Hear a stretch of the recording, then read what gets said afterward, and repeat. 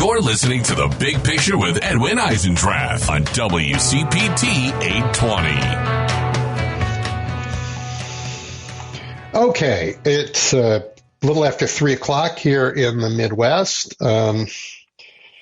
Robert Brandon is back again. He is the president and co-founder of the Fair Elections Center, a national nonpartisan voting rights and election reform organization based in our nation's capital. The organization litigates and advocates to remove barriers to registration and voting and to improve election administration. Bob himself and the Fair Elections Center are go-to resources for election officials and nonprofit voter registration, voter engagement organizations all over the country. He is a remarkable citizen.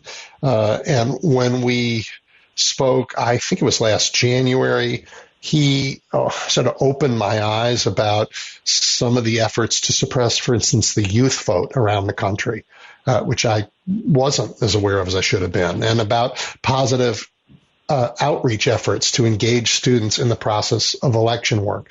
I invited him back after reading reporting of Heidi Prisbella's earlier this month. But before we get to that, Bob, welcome back. Thank you, Edwin. I'm glad to be back. I look at it, running a nonprofit means you're nonpartisan, and that's got to be the hardest dance in America these days. If you are a nonpartisan organization dedicated to free and fair elections, when one party kind of sort of isn't, and that the whole issues between the parties is about what is a fair election, what isn't a fair election. I'm just sort of curious about the difficulty in continuing to rise up above the fray and being seen as nonpartisan when election integrity itself has sort of ceased to have the support of both parties in the same way it always has until now. Well, it's interesting because while what you say is absolutely true, the Republican Party seems to have been captured by the big lie. And, as we've seen at the beginnings of these hearings about January 6th, is that January 6th was really a continuum of an effort by the previous president to stay in power and to do it in a way that completely upended our constitutional system of peaceful transfer of power after elections. But it is continuing in the sense that there are many people who want to see the situation in 2022 and 2024 be such that it's harder to vote for many people, and that partisans will take over decision-making about who wins elections and who doesn't. Having said that, I'm confident that the vast majority of people in the country don't think that's a good idea, to say the least, and that increasingly there are people who are not going to put up with and not going to follow partisans who are espousing lies and fraud myths to make it harder for people to vote.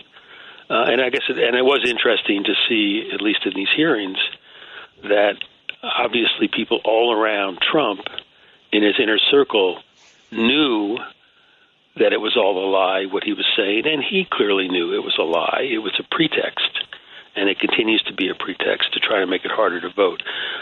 Our job is to just make sure everybody knows that the answer to that is to go out and vote.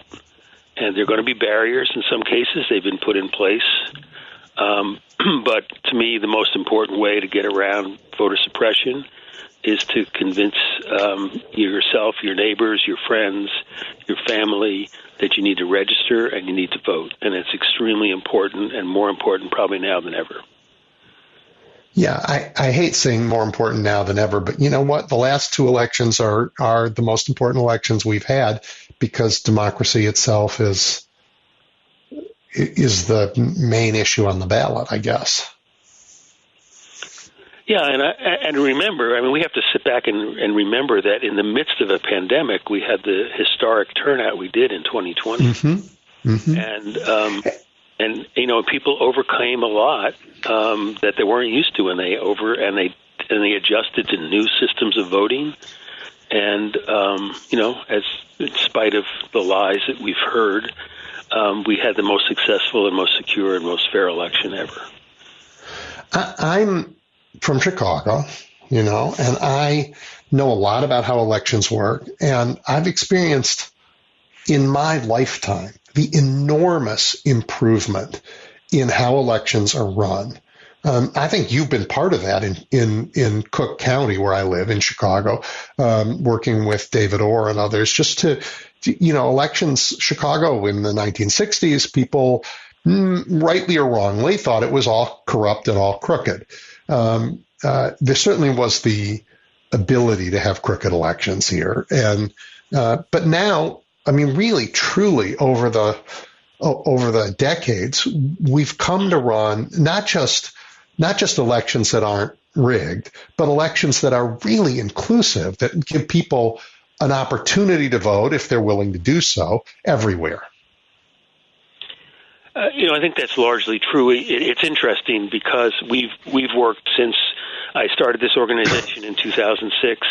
One of the, in addition to sort of educating people about the vote and how to vote, working with election officials to make sure that they had the tools and the awareness of ways that other jurisdictions were doing better than maybe they were doing, maybe being more inclusive, maybe being more technologically advanced, and the profession as a whole has increasingly been supported by the systems in place. Yet election officials are still under-resourced, and now we know they're also under attack. But you're right that we've seen a major change, and it's interesting. I've always said to people that I talk to, well, how come Illinois and Pennsylvania and Massachusetts are still, and Pennsylvania are so far behind the curve when it comes to no excuse absentee balloting, same day registration, and so on and so forth. And I would say, be patient, but it's a vestige of the fact that there was a lot of machine politics in the big cities in those states, and it takes a while for politicians to give up the idea that they like to keep their electorate, the known electorate, known and small, and it changed in Illinois. And you mentioned David Orr and others in Cook County before the changes in Illinois came along. Really being there as professionals and saying our job is to run elections and to make sure everybody has access to the ballot. And that's been, I've been impressed with Republicans and Democrats all over the country that do that. And that's right now the unfortunate thing, where you see vicious attacks on people that are just trying to do their job. And they are Republicans and Democrats, and by and large, and we're obviously seeing some changes now where people are trying to get into election administration, who are the election deniers and the wackos that can be very dangerous, and we just have to make sure that doesn't happen. Yeah, I mean, as you said, there were Republicans and Democrats. I like to think of them as neither and both. Like just ordinary Americans. I mean, they're the ones who have – there are people who are elected to jobs to manage elections, but Election Day brings out tens of thousands, maybe hundreds of thousands around the country of people who stand up and say, yeah, I'll do a day's work. I'll basically, I know I get paid a minimal amount, but I basically volunteer my time for a day to poll watch or to manage, the elections in a particular precinct. And our elections cannot work if Americans don't raise their hand to volunteer. Volunteer is the wrong word, but to agree to temporarily take on this assignment on behalf of all of us. Thousands and thousands of people. Right. And they're not interested in the results so much as just making sure that everybody gets a chance to have their say. I think most people that have, cast their ballot in a precinct, and most everybody has done that. See everybody who's volunteering. It's neighbors helping neighbors. It's the best part of our democracy, and it's something that. And by the way, we're talking about maybe 900,000 people around the country in a presidential. It's a lot. That's a lot. So it is a lot of people.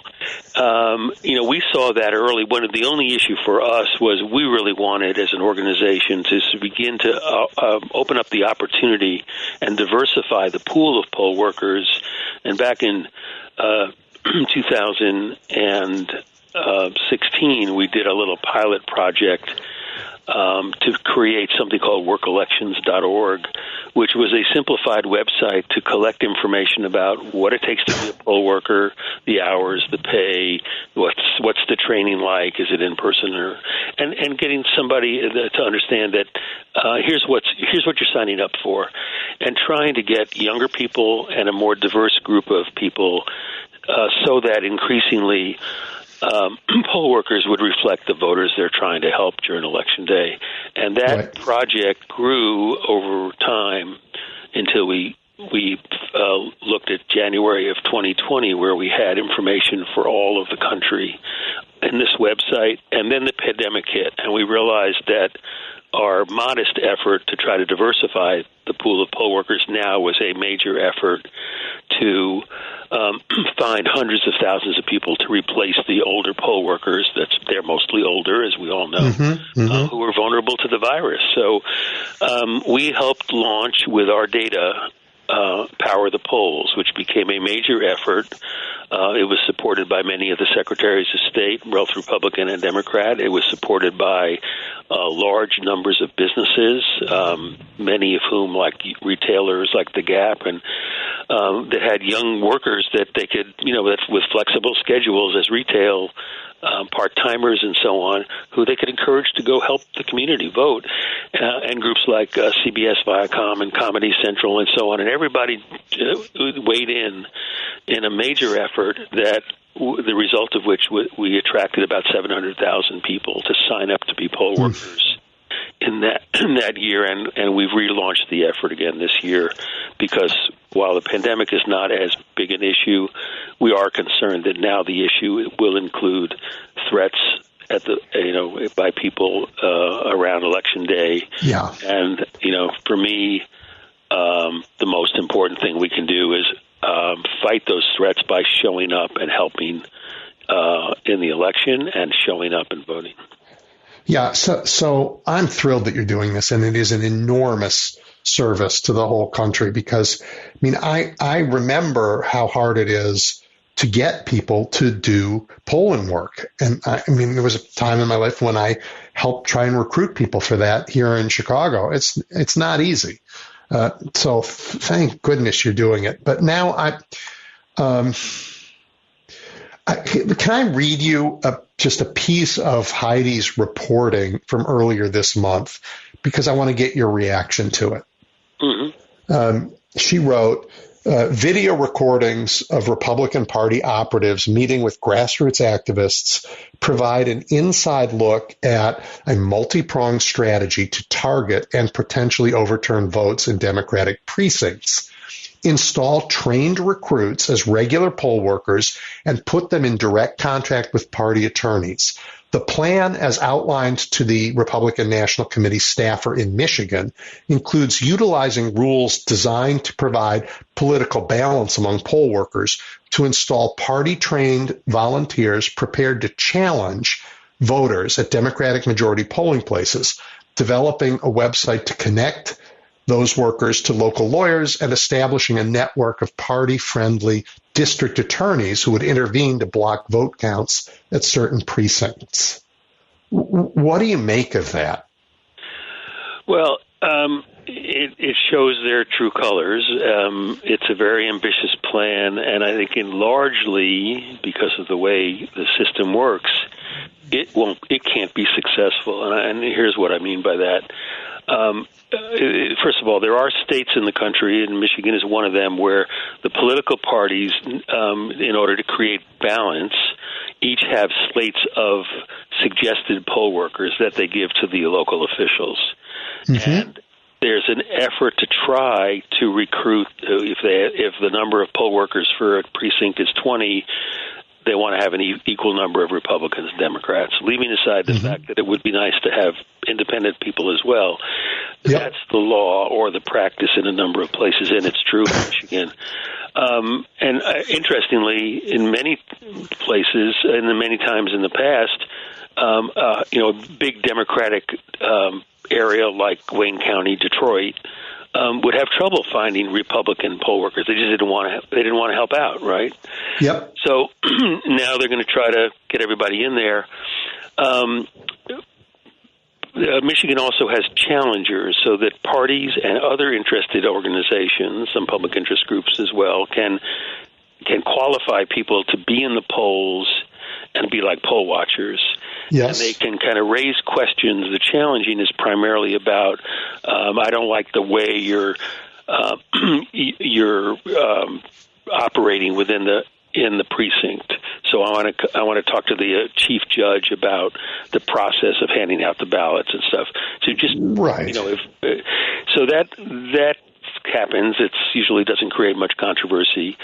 But then there is, and as there are in many states, there is the ability to challenge voters, basically saying, "I don't believe you're an eligible voter." Right. This signature doesn't match. You don't live there. Whatever it is. Yeah. Now, you can't do it just by saying it. You have to have a reason to believe it, and in most states where they have that law, you also have to have personal knowledge of that. Mm-hmm. And in Michigan, if somebody raises that question, it gets dealt with there during, on election day. So there's not time for a poll worker to excuse themselves from, signing people in or handing out ballots to go outside and call a lawyer from the Republican National Committee and et cetera, et cetera, et cetera. Now, right. Now you can be challenging people in advance. You can go look at lists in some states as well. But again, you have to have a reason. You can't just do it. And also, in Michigan, places like Michigan, the voter who's challenged can sign an affidavit saying, "I'm a qualified voter," and vote. So the problem will be doing something like that and recruiting people that don't really want to help with the election and are willing to create some kind of chaos, and it can cause confusion and disruption, and it could make it make longer lines for people to actually vote. But at the same time, those people in charge of the precincts, first of all, they're going to choose the list. So if there are obvious people that have shown that they're really not there to help with the election, but rather there to disrupt the election, they won't be chosen. And if they're disrupted at the time, they can be asked to leave. So this is very comforting. More, it's still obviously just like we saw in 2020. Donald Trump told everybody to go to all the precincts in Philadelphia and make sure they don't steal the election. There were people that in some precincts that were outside yelling at voters. And that certainly can happen, and that, by the way, is also against the law. So a precinct judge, an election official, can, go out and get people to leave, or can call the police and make them leave. What we don't want to do is overstate the potential of problems at the polls, because that in and of itself plays into a narrative that we know too well. Right. And, there are, in the name of, protecting voters, there have been a couple of election officials and partisan legislators who've said, well, why don't we just have the state police man all the polls? Okay. And, that we know that in some communities having police standing around is not helpful. A welcoming way to encourage people to vote. No, we have to be able to run our own elections as citizens. That's the beauty of this in America, and it has worked remarkably well. And I mean, part of what makes your work so effective over the years really is that you have watched how it's done in precinct after precinct and state after state, and you've been able to share best practices and basically level everybody up to a point where in the middle of a pandemic, we can have a fabulous, free and fair election. That's an enormous accomplishment. And, one that obviously some people want to undermine now, but, the base is pretty solid. And, I read that piece of Heidi's and I thought, it sounds normal if it weren't nefarious, right? I mean, it's perfectly fair to check to make sure that people who vote are legitimate voters, and perfectly fair to call a lawyer when you think they're not. So if it's all on the up and up, I could care less. I think they can cause no problem. If it's meant to be a disturbance, I think there's a lot of legal resources that can help, but I also think ordinary citizens won't put up with it. Right. I think there, as I mentioned before, there's strength in numbers, and I don't mean that in that there's going to be chaos, and therefore we need more people on, the side of the voter. But people show up. People again sign up to be poll workers. I think that's really important. And I appreciate what you're saying about sort of the value of getting the word out.